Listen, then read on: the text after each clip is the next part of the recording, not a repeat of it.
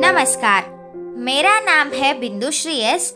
मैं जवाहर नवोदय विद्यालय मैसूरू में 10वीं कक्षा में पढ़ रही हूँ।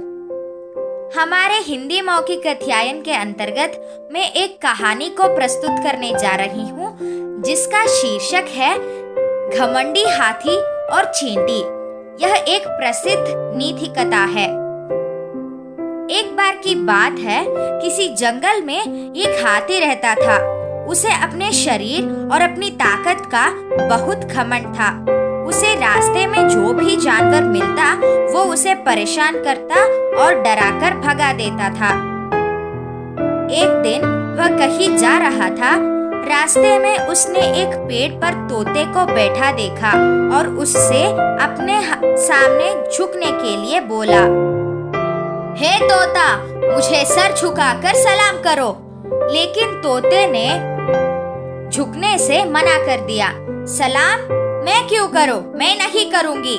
मुझे तुम्हें सलाम करने की कोई आवश्यकता नहीं है। इस बात को सुनकर हाथी को बहुत गुस्सा आया कि वो गुस्से में आकर उस पेड़ को ही उखाड़ दिया जिस पर तोता बैठा था। बेचारा तोता उड़ गया और हाथी ने उसे देखकर हंसने लगा। फिर एक दिन हाथी नदी के किनारे पानी पीने के लिए गया। वहीं पर चींटियों का एक छोटा सा घर था। एक चींटी बड़ी मेहनत से अपने लिए खाना इकट्ठा कर रही थी। यह देखकर हाथी ने पूछा कि तुम क्या कर रही हो चींटी? तो चींटी ने कहा कि बरसात का मौसम आने से पहले अपने लिए भोजन जमा कर रही हूँ, ताकि बारिश के मौसम बिना किसी परेशानी से निकल जाए।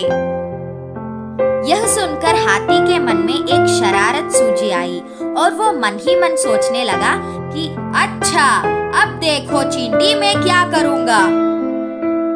और उसने अपनी सूंड में पानी भरकर चींटी के ऊपर डाल दिया। पानी से चींटी का भोजन पूरा खराब हो गया और वो पूरी भीग गई। यह देखकर चींटी को बहुत गुस्सा आया और उसने घमंडी हाथी को सबक सिखाने का प्रतिज्ञा कर लिया। वह गुस्से में घर चलते चलते यह कहा कि इसे तो सबक सिखाना ही चाहिए, नहीं तो यह ऐसी ही अन्य जानवरों को भी परेशान करते ही रहेगा। फिर एक दिन चींटी को मौका मिल ही गया कि वो उस हाथी को सबक सिखा सके। हाथी भोजन करके हरी घास पर सो रहा था। चींटी सोते हुए हाथी की सूंड में घुस गई और अंदर से उसे काटने लगी। जैसे ही चींटी ने हाथी को काटा, हाथी दर्द के मारे जोर जोर से रोने लगा और मदद के लिए पुकारने लगा, अरे कोई तो मुझे बचाओ बचाओ। हाँ। चींटी ने हाथी के रोने की आवाज सुनी और सूंड से बाहर निकल आई।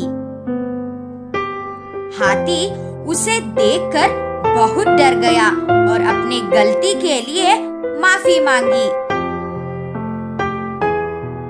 मुझे माफ कर दो, मेरे तरफ से बहुत बड़ी गलती हो गई है। जब चींटी को महसूस हुआ कि हाथी को अपनी गलती का एहसास हो गया है, तो ऐसे बोला, अब पता चला हाथी, कोई छोटा कोई बड़ा नहीं होता। तुम अपनी ताकत पर घमंड मत करो, बल्कि उसका इस्तेमाल अच्छे कामों के लिए करो। और उसने हाथी को माफ कर दिया। अब हाथी बिल्कुल बदल गया है और उसने यह प्रतिज्ञा किया कि अब वो किसी को नहीं सताएगा और दूसरों की मदद करेगा। यही था कहानी का अंत। और हमें इस कहानी से यह सीख मिलता है कि हमें अपनी ताकत पर कभी भी घमंड नहीं करना चाहिए। अपनी ताकत के जोर पर दूसरों को परेशान करने की जगह उनकी मदद करनी चाहिए। धन्यवाद।